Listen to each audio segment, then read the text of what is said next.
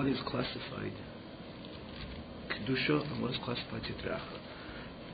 Why did the Rebbe, in the beginning in this Perek, or in the last week's class, what was the point of classifying the Sitra Achra? Is because the Rebbe wanted to demonstrate what is associated with the Nefesh Bahamis, with the animal soul. In other words, we have to pinpoint. If you remember, he said, is it the Aveira? Is it an outright Aveira, sin, transgression? Or, as the Rebbe pointed out, another dimension, an explanation of Sitra Achra, that of Sitra Achra, in this context, that is just whatever's on the other side. It means you don't have to go further. Whatever's over the fence is already not associated with Kedusha. That's another dimension, again, in this context, of Sitra Achra, meaning the other side. And other times, I'll tell you, explained it differently, or another point of view why Sitra Achra is called Sitra Achra. In this context, as we explained the last time we learned, that Sitra Achra in this context means is just on the other side. You don't have to look for an outright Aveira to associate it, that action, that speech, that thought with the animal soul. It's just anything which is not Kedusha. What is Kedusha? So what is Kedusha? This is what we're on here. B'chein, the page, if you want to count together, 1, 2, 3, 4. Fourth page, the fourth page, it begins B'chein Kol HaDibur. Similarly, you see that? Yeah. So we had Shezeu Pirush Lashon Sitra Achra, which is the other Tzad Acher. She'ein Tzad Kedusha. It literally means the other side, not the side of holiness.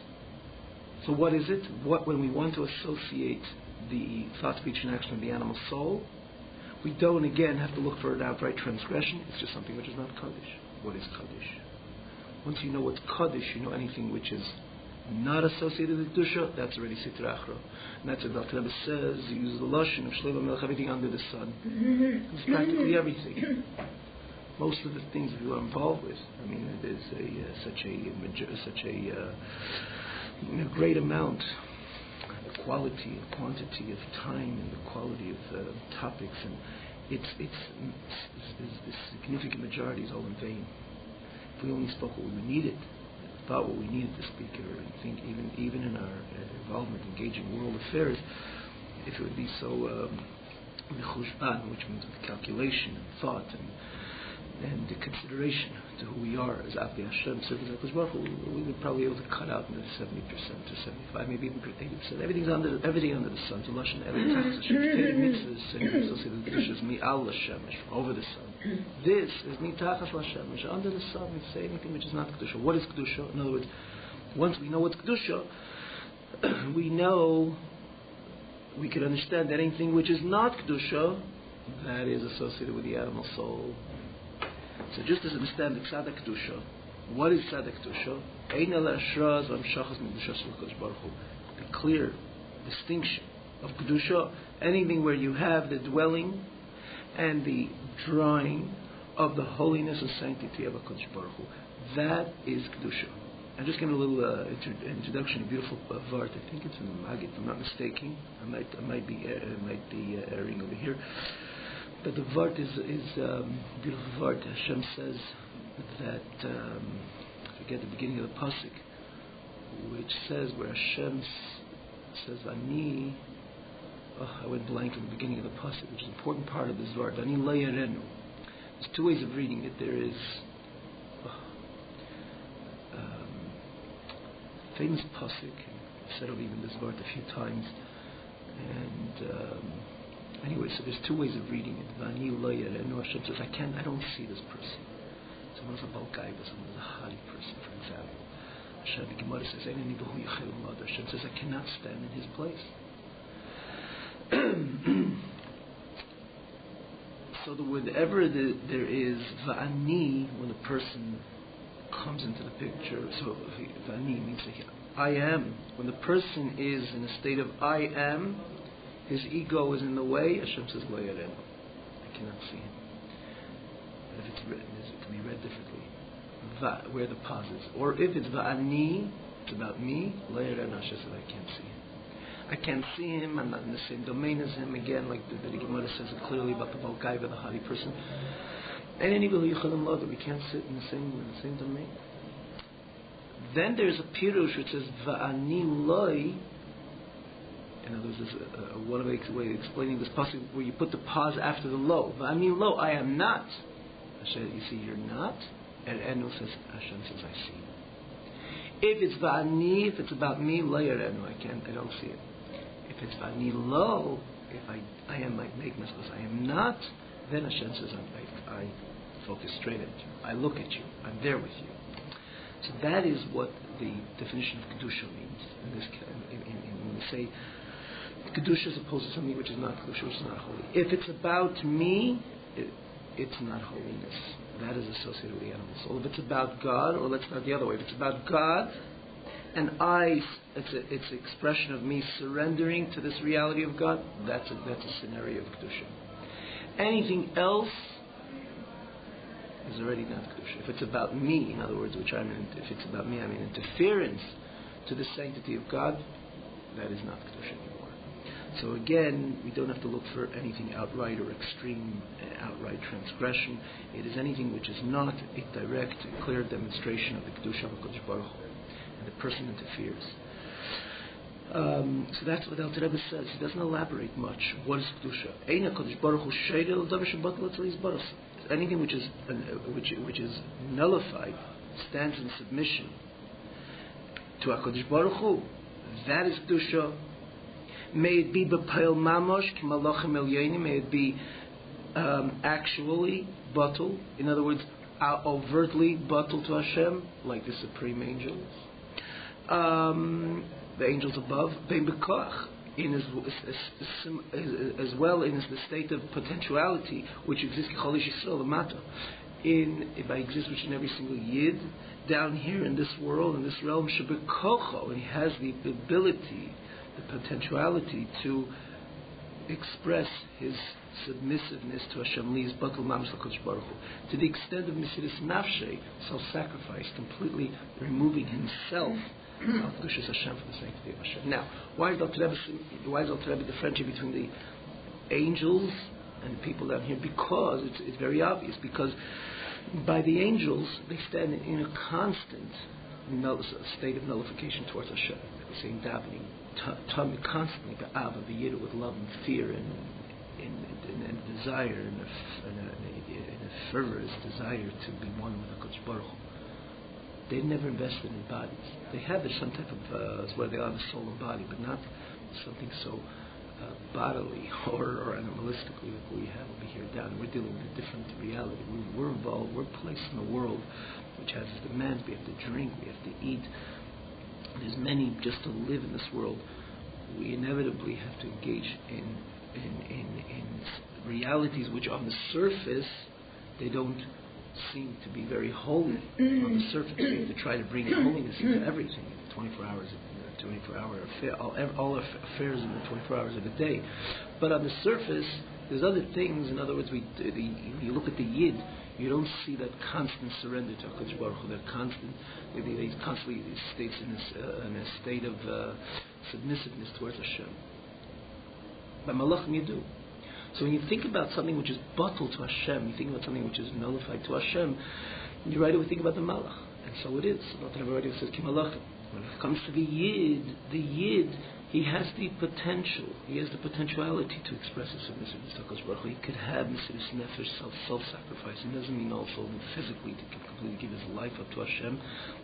That existed in certain periods of our bitter history, that the Yid, in order to demonstrate his connection to Hashem, I have to give up his life. But it means even a time when we live in better times, it means that I could give up my life. It means to say I want to eat, and I'm going to take a sefer and learn. So I'm giving up part of my inclinations, bodily inclinations for Hashem. I can do that at any given time. It doesn't have to be something which carries so much noise and roar, and it's just that simple act, that simple deed. So by the Yid, you see more that koach, the potential of the Yid, that he could at any given time demonstrate or bring out, evoke within himself that bittul, that submission to HaKadosh Baruch Hu, to the extent of self-sacrifice for the Kedusha of Hashem. So again, by the Malach, it's overtly So by the Yid, it's more B'koach. As long as he doesn't do anything else in the other direction. He knows once he does something clearly in the other direction, he does a sin or anything which Hashem does not appreciate, he's right away pushing himself in. He's closing that chapter, or he's turning the page, or he's covering, he's concealing that koach which has within himself to limser nafshe, to give his life, his soul over to Hashem, because he's doing something the opposite. But the fact that at any given time he could do a mitzvah or learn Torah or draw godliness into his life, that is the state of Kedusha. Therefore, the Razal, therefore our sages tell us that even one person sits and occupies himself in learning Torah, Shekhinah shoots it straight into that domain where he is, in his soul, in his whole presence. Meaning, you don't have to make something very noisy, very loud, very demonstrate a lot in order to draw the Shekhinah. A Yidel is sitting, Al Rebbe is bringing this to show us, Shafilo Echad, based on the Gemara, this is a Mishnah, that a Yid is, you walk into a room, a Yid is sitting in the corner, sitting and learning Torah. Obviously he's talking learning Torah. So what is it, what is so, is this draw the Shekhinah? I mean, if I find 100 people davening or learning together, things are really happening in this noisy way, or something which is clearly screaming and demonstrating that call for God or so. That, yes, but one Yidel is sitting in the corner of a shul learning. The answer is yes, he is a Yid, and because he's a Yid, he has the ability, he has the potentiality to bring out his complete submissiveness to Hashem. That's where the Kedusha focuses. So when you're looking for the other side of that, it's just anything which is not that. You don't have to look in this broad spectrum and say, okay, if it's not the big tumult, then that's already the antithesis of Kedusha. No. A Yidel is sitting and learning. That's Kedusha. Out of that domain, if the person doesn't or covers up over that potential of that potentiality he has towards his submissiveness to Hashem, that's already not Kedusha. So Safilech Hashem is Materish Chinishroy. Here Dr. Rebbe says they're not even learning. 10 people come together and they stand, right? They together, the Shekhinah shoots in there, right? Focuses in straight in. You see the sun and cloud. It's cloudy. All of a sudden, there's a little hole in the clouds. I'm just saying, just to be able to illustrate this idea. All of a sudden, the sun shoots straight through that. So let's say a whole perforation in the clouds, whatever. It's the same thing. The moment the Yidel sits down, the Gemara starts learning, Shekhinah shoots straight into it, because he is demonstrating that koach of Mesiras Nefesh to Hashem. Similarly, 10 people come together. They're not even learning Torah. 10 people even come together, Shekhinah shoots in. That's Kedusha. That's Kedusha. That's where it begins, or that's where when I say it ends, means to say you don't need to look further. Now we can understand why the Alter Rebbe writes everything which is Tachas Hashem, everything under the sun is the opposite of that. Why everything under the sun? Because it's not batul. Doesn't stand in a state of bitul and self-nullification to Hashem. That's already sitra acher, just over the fence. It's the other side. That's how Alter Rebbe continues. He says, Avol kol masheini batul letzlis, but something which is not known to Hashem. Nifrad bifnei atzmai. It's separated. It's separated. It doesn't say Aveda. It's just you separate yourself. The person separates himself from Hashem. He does not receive from the sanctity of HaKadosh Baruch Hu from the inwardness of Kedusha or Muhusa, from the essence of the Muhusa is a combination of Mahu, from the what of HaKadosh Baruch Hu. In other words, from what HaKadosh Baruch Hu is all about. Ba'atzmus, from the essence of HaKadosh Baruch Hu, Bichveidu ba'atzmu, his self and with his glory, ba'atzmu, and with his self known as the Hashem himself. He only receives his achirayim from the about face of HaKadosh Baruch Hu. What does it mean about face of HaKadosh Baruch Hu? Someone's going to say, HaKadosh Baruch Hu, for example, Hashem, the Gemara says that a person is a haughty person, and Hashem says, I cannot live in the same domain as him. So what happens? Hashem can't live in the same domain as him, so means Hashem leaves it. Now what happens to anything when Hashem leaves it? Hashem left the sole reason why something exists is only because Hashem is giving it energy. As we remember, we learned Chassidus, and Hashem to explain it based on Medrash Tilim as well, that when Hashem created the world, it wasn't just He once created the world and that's why it exists. The whole reason why something exists is because Hashem continues to vivify that object. If Hashem, for example, when Hashem pulls the energy away from that object, it doesn't break or get spoiled, it just disappears. It doesn't exist. It ceases to exist. We learn this so much. We say it every day davening. Every day Hashem renews the whole phenomenon of creation. From A to Z. Dr. Rebbe adds in Tanya, not only every day, every moment Hashem is pumping in the energy into creation. The moment Hashem ceases to, everything is ex nihilo, because the moment Hashem ceases to pump the energy into creation, creation ceases to exist. For example, take this table. The reason why it's here because Hashem is pumping in right now as we talk. Right, this time, this day, Hashem is pumping right now energy into this table. The moment that Hashem takes out the energy, the table's not a broken table. It's like we said before, spoiled. It just ceases to exist. It will literally disappear off the face of the earth. Now, that's how it is with every part of creation. When we say Hashem's when you learn a Gemara, and the Gemara says that when a person's in Hari, that Hashem says, I cannot live in the same domain as this person. It means to say that Hashem says, I pull back from him. So the question is, if Hashem pulled back from this person, how does he continue to function? You can find all the people who are... you don't find that all the people who are Hari are expiring or disappearing. Right? It's a question. If the Gemara, if Torah testifies that Hashem says, I cannot live in the same domain as someone who's a Baal Gaiva, someone who's a Hari person, egoistic, narcissistic, I pull myself away from him. How does he, in that second, that following second, how does he walk, talk, function? Hashem pulled away the energy. The answer is, truly Hashem pulled away the energy, but there is some energy which is just the minimal energy which is allowing him to exist. And again, let me give you an example. This example that we give in Kutei Torah. Two people feeling the energy of each other, they don't have to even be in the same room. You could have two people across the other side of in different continents, the other side of the world. They feel for each other. They connect in different levels because they love each other. There is a feeling, one person to each other. They connect at different levels. Sometimes it says machshava me'elas. One thinks about the other, and the other one would simultaneously exist, evidently. It says that's why tzaddik is when he thinks about a chassid. The chassid feels the energy because there's a rebbe and a chassid.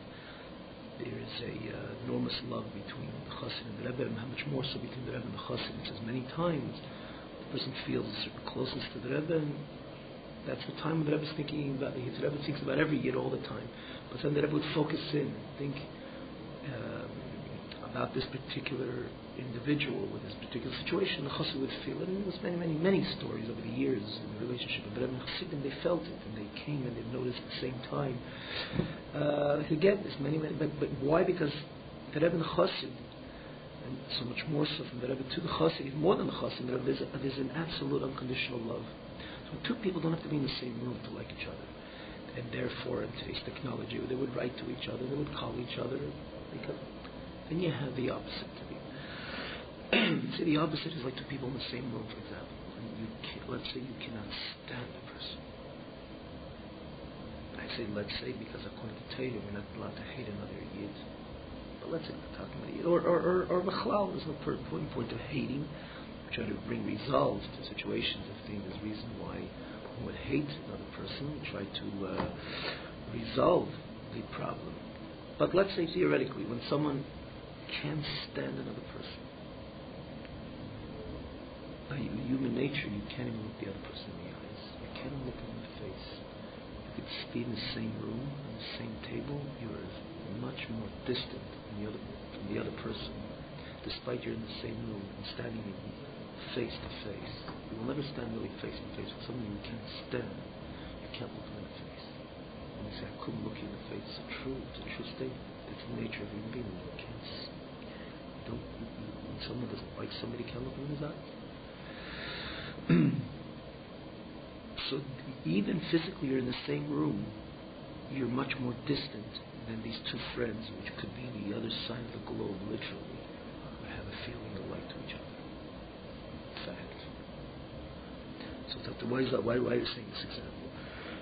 First of all, Dr. Rebbe himself in Likutei Torah speaks about it's interesting you're mentioning now because we're entering the Chedesh Elul, Chedesh of Tshuva. Dr. Rebbe explains with this, what does it mean, Tshuva, returning to Hashem? When you say returning to us, Dr. Rebbe says literally, returning means to say that I leave or you leave this place and I come after you and I return to you. Dr. Rebbe says, how could you say returning to Hashem? Hashem is everywhere. Dr. Rebbe gives this example that if your relationship with Hashem is rotten, or let's say better, let's be more, doesn't exist, right? No. But the relationship it's not a great relationship. What's happening is, basically you and Hashem are turning back to back. Hashem is everywhere. Hashem is in that place where you are, for sure. But if the relationship is not good with Hashem, what's happening is that Hashem is in the same domain as you, but He's turning back to you. There's no face to face. There's no affection between you. There's no affection between you and Hashem to you. At least on the surface, deep down, Hashem loves every yid, like a father and a son. It's just sometimes the love is not so apparent, so manifest. But we're not dealing with that essential connection. We're talking about on the surface. That the love between Hashem and the Yid, sometimes what happens is when the Yid distances himself from Hashem, he goes against what Hashem's ruts and Hashem's desire. Hashem says no, and he's not careful. And Hashem says yes, and he's again not careful. What he's doing is he's turning back to back with Hashem. With this, Dr. Rebbe says that's the idea of tshuva. It's not we have to return to a place. Hashem is everywhere. Return to Hashem's affection.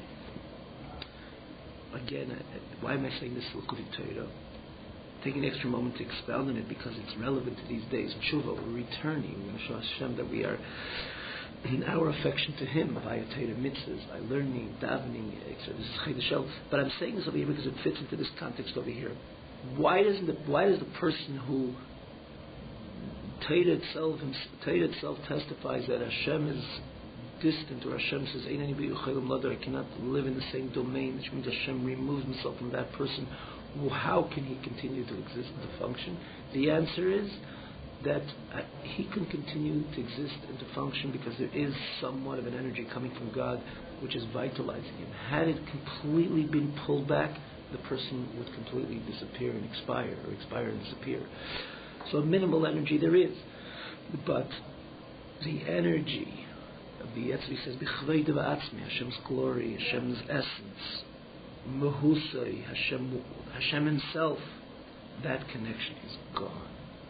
What is there is just a minimal trickle of energy coming through just to make the person exist. Now, how distant is that person from Hashem's honor and glory and essence? Millions of miles away. And much more than that, because it's not measured by miles. Because he is just living, he's just not expiring. From God's true glory and essence, there's no connection. That's what that's when someone sits and learns Torah, and you say Hashem focuses into him. What part of Hashem focuses into? The whole Hashem, the whole glory. He says a few expressions. Pnimis HaKdusha, the most inward holy dimension of Hashem comes and unites with that person sitting with a Gemara learning Torah. Similarly, Mohusa V'atzmusa, the essence of Hashem, B'chvei V'atzma, Hashem's glory, and the whole Hashem is there. But when somebody who does not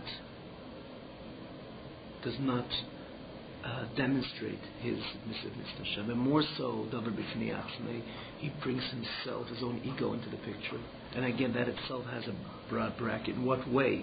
You could bring ego, obviously, overtly doing an Avera, but even something which he, again, shuns that potential which he has to be Magdish Mimsiris Nefesh, to sanctify his life, Mimsiris Nefesh, or Akdushas Hashem. He covers that also. He's bringing himself, the I, into the picture. Hashem removes himself. Where is the person? How could he live that? So we continue and say he only receives the about face of Hashem. When two people in the same room, but they turn about face. They can't look each other in the eye. So there is a certain energy which is called a kind of about face energy from Hashem. That little trickle of life comes from one level to another level. How many levels? He says over here, Vovis Madregas, tens of thousands of levels. As the world evolved, one that is cause and effect, another one level up to another level, and he says, beginning he says tens of thousands, but I think later he says even in capes. Let me see. No, he doesn't say the word in capes over here, but he says tens of thousands of levels in comparison to the one who's learning Torah is demonstrating his submissiveness to Hashem. The difference is enormous. Even they evolve one level after another, many concealments. Concealment is even worse than just the evolving from one step to another, because when you go from one step to another, it's still not on, just like cleats, regular steps. When you're on top, you're higher than the one who's on the bottom.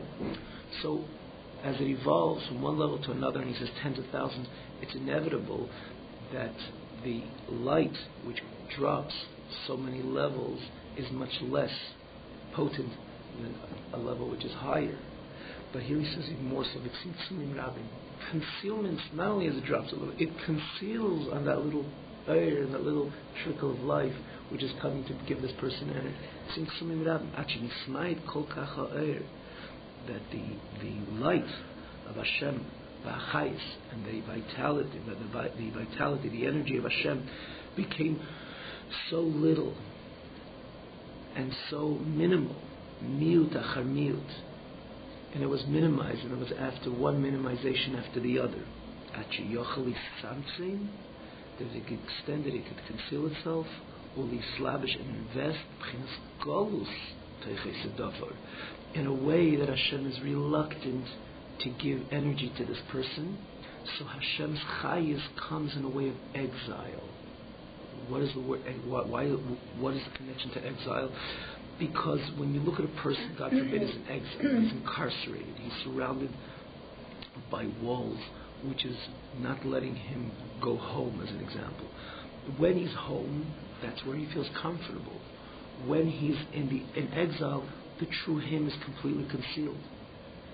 When a person is, and many times it's forced upon him, in our case, when you put someone's incarcerated, so that whole new spirit is forced upon him, right? It's forced into place, it's pressure on him to change his who he is, because he's incarcerated. But if you think about it, the person who's incarcerated, the person living sitting in his living room, it's two separate people. They have the same name and same passport, but two separate people, because when he's in the living room, it's him, it's the true him. When this scenario of someone who's sitting in his living room doesn't fit that scenario of the person the way he's in his living room, which is the expression of the true him, doesn't fit in jail, doesn't fit in a ghost and in exile, because it's two separate worlds. It's just when the spirit changes, again, many times it's placed upon the person forcefully, but everything changes within the person, and that's where he fits into that exile, or that's where it clicks. He's still reluctant, always reluctant. He wants to go home, he wants to bring out the real him. But if you look at what is going on with the person himself, it's not the real him, which that spirit which changed makes it click with the exile or the state of incarceration that he is. Similarly, the true Hashem is reluctant to give energy to this person, because this person stands with a demonstration completely antithetical to what Hashem is. Hashem says, if it's me, it's me. If it's you, I'm not there. It won't click. So when the person makes himself a keli to Hashem, when he sits and learns Torah, does any mitzvah, when he's mevatel himself, he stands with submission to Hashem. So Hashem, the whole Hashem, the essence of Hashem shoots in and becomes part with this be a person. That's where Hashem feels comfortable to be. But when the person demonstrates his yeshes, his gaiva, in other words, his ego, and again, ego doesn't say that I am the greatest person, where he acts in a way which is not aligned with the way the Eibishter wants him to act. That itself is a demonstration of ego. Hashem says, do that, and I say no. Hashem says, don't do that, and I say yes. It's all about me in the end. And Hashem says, I remove myself. So why isn't the person expiring? Because the energy is just trickling down one level after the other, to that extent that Hashem, it loses that in the end game, what you look at that energy, which is ultimately investing into that person, that the person should not expire. That energy is in a state of ghost, because it already kind of conformed to the state of the person to which is entering. And if you said the mashal, when a person is in incarceration, it's a different spirit. The same thing because it went through so many different levels, and that little energy, the energy in the end of the line, which is entering into that person, is in a state of galus. It's in a state of exile, because ultimately the true Hashem, the top of the chain, in other words, the essence of Hashem, the glory of Hashem, doesn't really want to be in that person. That's why not only doesn't want to, Hashem says he's not there.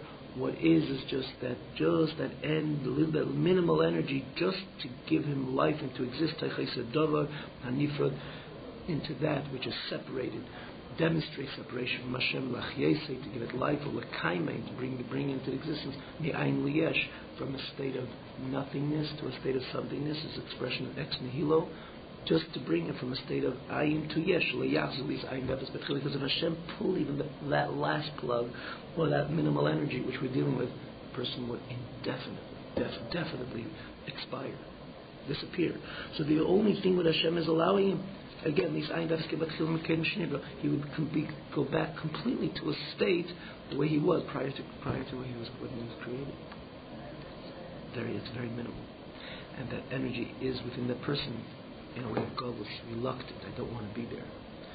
So the only way it can go in there is when all this reforms and changes and loses the godliness, the core of godliness, after it goes through all these levels. So it's ultimately an energy of God. That's why the person could function, walk, and talk. It's enormous energy if you think about it, to make a human being function. But in comparison to the essence of Hashem, it's the end of the game. It's just a trickle of a little bit of energy which is giving the person that he should not. What means it in this context? I mean, well, that he should not return to a state of nothingness the way he was before he was created. But that's it. So that's why it's called galus, because if you look at the core, Hashem does not want to be. He's nifrad. He's separated from me. Hashem said, I'm separated basically from him. Therefore, just another few minutes, therefore this world and everything which is in this world is known to be called Eilam HaKlippos, a world of Klippa, which means of Tumah, of impurity, mentioned many times. What's the word Klippa we had before? Klippa is a shell. Take an orange, take it off the tree, you take the shell, you throw it out, you're looking for the fruit. Similarly, everything other than Kedusha is just a shell, which is, again, that's why Tumah is called Klippa. Sitra Achra on the other side, as we mentioned again, the different explanations of why it's called the other side, but again, it's all a description of impurity. Therefore, Elam Hazeh, this world, the Malay, everything which is in it, everything. Elam HaKlippos Sitra Achra. This is now, why are we sent into this world to begin with? If it's a world of Elam Sitra Achra, we will talk about it. Hashem has a plan that He doesn't want only the holy things to become more holy. He wants the unholy to become holy. Unholy people and unholy things and unholy. He wants that to be transferred. That's another reason. Another payment. Why did Hashem put us into this world, which He testifies over here? The world and everything which is in it is called the Eilam HaKlippos Sitra Achra. It's scary to think about it. It's a definition according to Torah. So again, we'll find out why they wish to put us in. But if you want to look at the definition of this world, we don't have to look far. It's not a guess to us. Look around.